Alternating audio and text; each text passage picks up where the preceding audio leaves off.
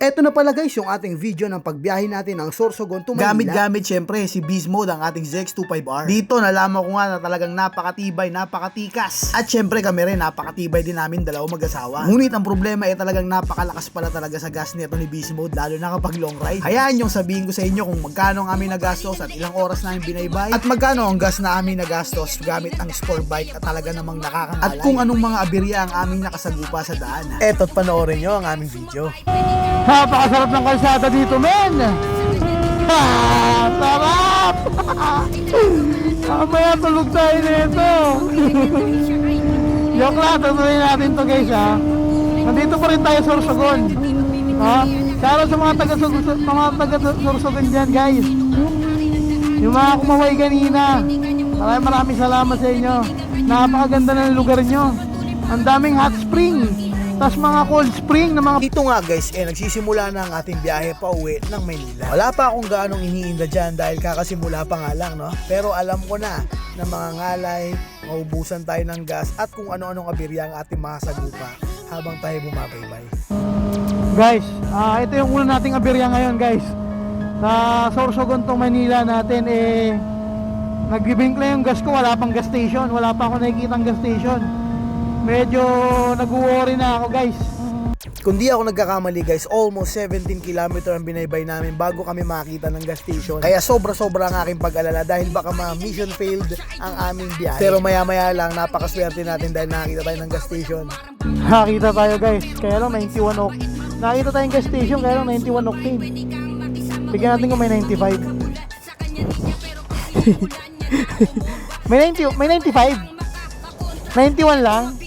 Alam naman natin na hindi talaga advisable ang 91 octane na gas dito sa ating Kawasaki. Pero kung mga emergency purpose is okay lang naman yan. Hindi naman basta-basta masira. Kaya nga pumayag na ako ng kargahan nito ng 91 octane para makalarga na tayo guys.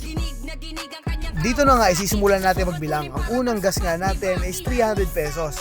300 pesos lang muna ang pinakarga dahil hindi nga 95 octane ang kanilang gas. For emergency lang. Dito nga guys, patuloy lang kami sa aming paglalakbay. Parang hindi nga nauubos ang kalsada papunta sa Albay. Dahil nga bago kami sa aming pag long ride, talagang naninibago kami. Meruin nyo, bumaybay na kami ng 70 kilometers. Pagkatapos may additional 50 kilometers na naman. Sobrang nakakaloko nga ang daan at ito ang ating pinakaunang official na paggagas. Alam kong medyo masakit ang gas nito dahil sports bike nga ang aming dala. Kahit 250cc ito, inline 4 po ang aming makina. Guys, pangalawang gas natin 850, okay? 850. Noted. Dito is kahit hating gabi tuloy-tuloy pa rin ang ating pagbakbak. Kung di ako magkakamali mga alas 7 or alas 8 na tong video na to. Sa tingin ko nga mga ilang minuto na lang makakalabas na tayo dito ng Albay. Meron pa nga kami dito nakasabay naka-motor rider. Ayan guys, tingnan nyo. Ay, na pa yan. Gusto mag-wheelie, men. Hindi natin papatulan ha. Siyempre, tayo tamang drive lang. Tamang ano lang. Siyempre, pauwi tayo ngayon ng Manila from Sorsogon. Ang kulit, nakakatawa lang talaga siya. Nakakatawa lang ako. Sniper na yata talaga bagong hari ngayon, Gar. So, what's up guys? Nandito na tayo ngayon sa Iriga, no? From Sorsogon to Iriga. Siguro bumiyahe kami mga 2 oras tuloy-tuloy. Puminto lang kami dito para i-check yung Google Maps. Nandito kami ngayon sa may bilihan ng Pansit Bato. Alam nyo rin to guys. Pero ganun pa man, let's go tayo, tuloy-tuloy tayo. Wala na nga tayo sinayang na oras at lumarga na kagad tayo. Dito nga sa lugar na to talaga nagsisi ako bakit dito kami dumaan. Lubha kasing napakadilim guys at talagang mga nakakatakot. Habang dumadaan nga kami dito talaga nanlalamig ako guys dahil tignan nyo naman yung tsura ng kalsada. Wala kang makikita guys, napakaliit na ilaw. Swerte na hindi ako nagkakamali guys, almost 20 km binaybay namin yung ganito kadilim na kalsada. Sobrang nakakatakot at trauma ang aming naranasan. Kung matakutin ka nga magandang iwasan mong lugar na to. Hindi ako nagkakamali sa Iriga to, papuntang Pili. And I suggest na dapat may kasama kayo dahil sabi-sabi dyan na meron daw mga nadidisgrasya at biglaan na lang nawawala. Kaya mag-ingat kayo kung dadaan kayo dito guys. Ayun no guys, andito tayo sa may Sipokot ngayon ha. Ayun no, I love Sipokot. So, pagpipilian natin kung dadaan tayo ng Daet or dito tayo sa Ragay.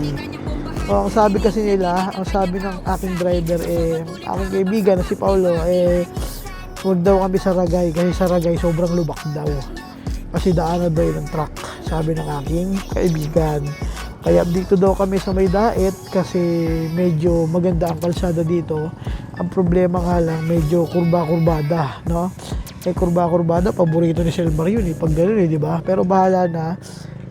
Baka kumain muna kami dito, nagugutom na kasi ako, guys. Magte-10 na, no? So, bumiyahe kami kanina, kung di ako nagkakamali, parang 4, tapos tuloy-tuloy ang biyahe namin. Baka kumain kami ni Mrs. No? Ayan yung Mrs. ko, sipag niya, no? Ayan. Alright. Pagkatapos nga namin kumain, wala na kami sinayang na sandali at lumarga na kagad kami. Naubos na rin ang aking full tank at eto nakita ko ng Shell. Hindi talaga ako nagpapakarga sa mga Shell dahil alam kong napakamahal, pero halos lahat kasi guys ng aming nadaanan puro sarado. Nagbababaan na ang presyo ng gasolina pero dito 103 pa rin ang kanilang 95 octane. Kaya nagulat ako dahil first time umabot ng 1,000 pesos ang karga ko kay Beast Mode. Okay. Okay na yan. Bawal siya lumampas eh. Hindi siya kasi pwede palampasin dito, guys. So, frick. 1,012. Ito, bossing. So, yun yung 8. So, yun, guys. Sobrang napagod talaga. Pagod na, no? Pero balitaan ko kayo, guys, basta ito ina-update ko kayo sa ating mga pinapagas, no? Para alam nyo rin kung pupunta kayo ng Sorsogon or what part ng Bicol. Okay, let's go! Dito nga guys, malapit na kami sa Santa Elena, Bicol. Meron kaming kakilala dito na talagang pwede namin pagpahingahan. Kaya dito na rin kami nagpaabot ng umaga. Guys, dito tayo ngayon sa may Santa Elena, sa Bulala, Barangay Bulala. So, nakadating tayo dito kagabi, mga alas 2 na. So hindi na kaya kasi sobrang dilim talaga ng kalsada, sobrang fogs, sobrang lamig at delikado na talaga, kaya nag-stay muna kami dito sa aming kaibigan. Ayan, nag-stay muna kami dito. Pero ngayon lalarga tayo, tuloy-tuloy ang ating biyaya. Magpahinga lang tayo ng mga 4-5 oras. Let's go! Ayun, good morning, no? Good morning sa atin lahat. At ngayon, tuloy-tuloy naman tayo sa ating biyahe. Inumaga na tayo, nagpahinga tayo dahil nakakatakot nga naman kung ating gabi, alas 2 ng madaling araw, putik yan, tutuloy tayo sa mga ganitong klaseng daan. Nakakatakot, men. Baka mamaya tayo mapara, di ba? Nakakatakot. Kaya, stop muna kami dito sa aming kaibigan. Kaya, nakakatulog kami kahit pa paano, no? Nakakuha kami ng lakas. Di ba? Pero yung almost 8 hours tuloy-tuloy yung biyahe namin. Putik yan, wala, hindi ako napapagod, sabi ko sa'yo. Sumusuko na yung OBR. Sumusuko na yung angkas ko, men. Siyempre, naawa naman ako sa asawa ko. Maliit yung upuan niya eh. No, masakit talaga sa put yun. Gas natin kagabi, 300. Yung sunod, 800 plus, tapos 1,000 plus. So, ngayon, wala pang bawas sa may gas natin, pero kapag naka-side stand, tubo rin nababawas. So check natin mamaya kung magkano pa talaga magagastos natin. Sorsogon to Manila, Rizal. Alright. Mula Santa Elena nga hanggang sa Quezon, talagang wala kaming pahinga guys dahil napakalakas namin ng mga time na yan. Binuin nyo guys, nakaidlip ako ng 4 na oras. Kaya talagang feeling ko full charge ako dyan guys. Sa tingin ko nga ako may babakbak yan talagang unahan ko talaga. Kung tatanungin nyo naman guys, ang lubak dito sa parteng Bicol mild lang guys. Kayang-kaya naman, pero isang beses nalubak talaga ako dahil hindi ko nakita yung release ng tren.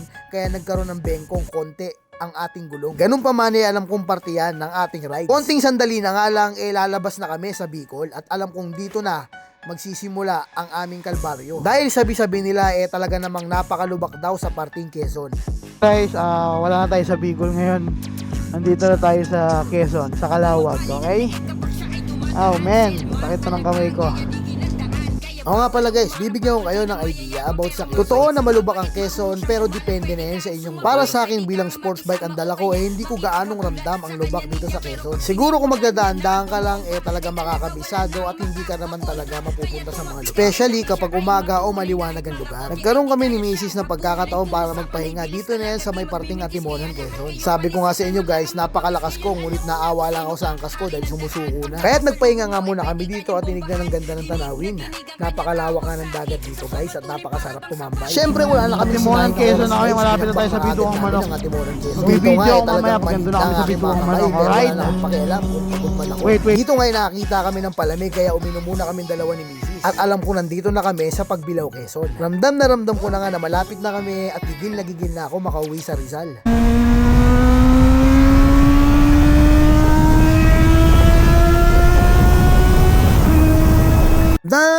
Naramdam ko na nga guys sa talaga napakalapit na namin kaya napapiga si Selmar ng todo. Dala na nga rin siguro ng pagod guys pero may isa tayong problema. Naghahanap na naman akong gas station kasi nagbiblink na naman ang ating motor. Dito nga guys nakita tayo ng gasoline station kaya hindi na tayo nagpatumpik-tumpik at nagpagas na tayo. Sabi ko nga sana ito na ang aking huling gas. Full tank ko talaga. Yung boss, full tank, 91. 95 pala, sorry. Ang presyo, 813. Ha? So, nakamagkahan na tayo, guys. Medyo magastos. Posing. Syempre guys, wala na tayong sasayangin na oras at lalarga na kagad tayo. Dahil ramdam na ramdam ko malapit na tayo sa Laguna. Dito nga sa parting Lokban, Luisiana, meron talagang mga lubak. Masarap naman dumaan dito guys dahil umaga at may iwasan naman natin ang talagang mga malalim na lubak. Pero para sa akin, basic na lang yan guys. Ang layo na nga ng ating narating. Napabanking pa nga ako sa lugar na to guys, talaga naman kasing napakagandang bankingan. Sobrang smooth kasi ng kalsada guys at talagang halos walang lubak. Ramdam na ramdam ko na guys ang pagod ng aking mga kamay, ngunit talagang desidido akong tapusin. Halos 80 kilometers na nga lang kasi matatapos ko na ang aking Sorsogon to Rizal or Sorsogon to Manila. Na kami sa Pagsadhan, Laguna. So, ito si Beast Mode, kita nyo. Napadaan kami sa mga bangkingan, nagkulang ko to. Ayun o. Tapos lumusot yung preno ko, ewan ko kung bakit, men. Ayun o. Oh. Saan niya? Parang ito. May problema, wala. Yung pinaka-unang aberya natin. So far, so good, men. Walang problema kahit wala tayong preno dyan sa likod. Sanay tayo dyan. So yun, ano muna kami ni Mrs. Inom muna kami ng tubig kasi sa atimunan yung huli naming pahinga. Baka sabihin nyo naman, baka dinaya ako, sinakay ko yung motor ko. Walang problema guys. Check natin yung odometer ko kahapon. Tsaka mamaya pag uwi ng bahay, titignan natin kung ilan yung kilometer ng odometer. Yung odometer, hindi natin madadaya. Di ba? Mamaya natin yan. Kung talaga nga bang tinira ko ng almost 20 hours lang yung biyahe na 500 plus kilometers. Nakita ko dito ng lokal na napakalakas no? Puti ka hirap ako mabulin siya guys.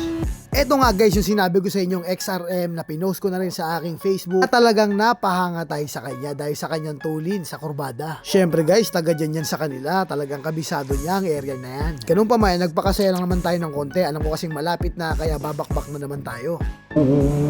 Guys, congrats sa atin, nakauwi na tayo, dito tayo sa Binawan ng Rizal, no? Grabe men, ang itim ko na, maitim na ako, mas lalo pa akong umitim men. Dahil wala no? Kita nyo ba yan? Naka-shorts lang tayo. Tapos naka-t-shirts lang, men. Para lang tayo na malengke, men. Ganon katindi ang Sorsogon to Maynila natin. Ngayon yung sabihing mahina, bro. So ngayon, guys, huling pagas na natin. Kinuha natin full tank to si Beast Mode. Balik natin siyang full tank. Nasa inyo kung kukumputin yung pag-full tank pa pag uwi ng bahay nyo. Pero pwede namang hindi na. Kaya guys, pinupull tank ko natin. Yeah. Ang mura ng gas dito 85 doon sa sa Bicol 90, 93. Pero umabot pa rin tayo ng 600 mga sarado. 600 pesos. Ayun, nakitang-kita Kung magbibig bike kayo wag na men. Bukod sa nakakapagod ang mahal ng gas. So, estimate ko lang umabot ako ng mga 4,000 sa gas. Ganun katindi bro. Thank you. Himigit ko mulang 4,000 yung gas natin guys. Kaya suggestion ko mag-aeroplano na lang kayo. Yung magbukay ng maaga para mura lang yung ticket.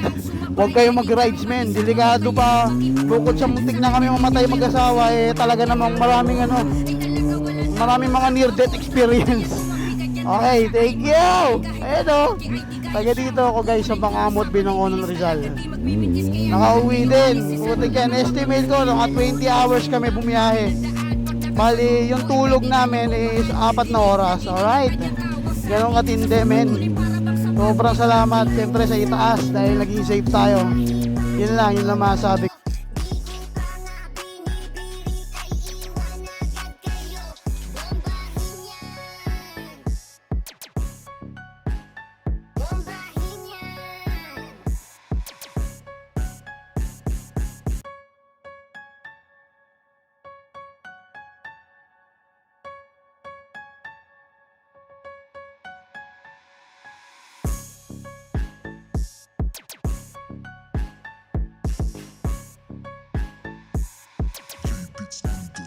So yun guys, shoutout tayo kay Idol Dan, Shanoya, si Idol Eluna J, Sherwin Leo, at kay Idol Rainer Gonzalez, si Wilfred Carillo, at kay Idol Bel Discaya. Andiyan si Idol Marlon Monares, si John Blaza, si Joseph Dugan, si Jim Basmayor, si Idol Rol Lacsinto, shoutout kay Idol Magallanes Burns, si Idol Joewinel Obligado, si Loris Mapola, si Alfie Abayon, si Ken Chavez, si Idol Jer Joe, si Idol Christian Isada, si Idol Jeffrey Bataler, si Idol John Himo, si Idol Sheldon Talitong, si Dos Fave, si Idol Nick Almonde, si Idol Aldrin Robles, si Idol Ashura Haru, si Idol Alnick Sia, si Idol Tito Mamaw, and then si Idol Raymard Belanar, si Idol RJ Riboso, si Idol Gabriel Almain, si Idol Pink George, si Idol P Genesis, si Idol Joshua Jimenez, si Idol Jimboy Martinez, si Idol June Corpus, si Idol John Carlo Hicap, andyan si Idol Melvin Peralta, si Brent Concepcion, si Aaron Morato. Ayan pa guys, yung mga nakikita nyo naman guys, di ko na kayo babanggitin kasi sobra-sobra na tayo sa 30. Maraming salamat sa inyo mga idol.